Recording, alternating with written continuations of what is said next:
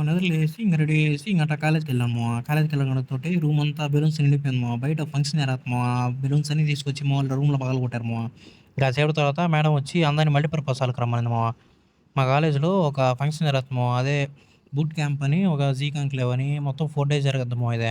27, 28 వచ్చి boot camp 29, 30 hackathon 27, 28 boot క్యాంప్‌కి రాలేదు ఇంక 29, 30కి ఇంక హ్యాకథాన్‌కి పిలిచారు ఇంక సర్లే అని ఇంక వెళ్ళి కూర్చున్నాము. దాని ఈడు ఇంకొక ఇద్దరు మొత్తం ఈళ్ళు ముగ్గురు హ్యాకథాన్‌లో జాయిన్ అయ్యారు అసలు ఈ విచిత్రం ఏందంటే ఈళ్ళకి ఏం చేయాలో కూడా తెలీదు అసలు హ్యాకథాన్‌ల. ఇంక సర్లే అని మల్టీపర్పస్ హాల్ ఎక్కువ చల్లగుందని అట్టా ఎండకి బయటకొచ్చాము. బయట తిరుక్కుందామని ఎండకి. ఇంక బాగా ఎండగా ఎక్కువ ఉండేసరికి ఇంక అట్టా క్యాంటీన్‌కెళ్ళి వేడి వేడిగా తిందాం అనుకున్నాం. అట్టా ఎళ్లి ఇంక వేడిగా ఒక పఫ్ తీసుకున్నాము.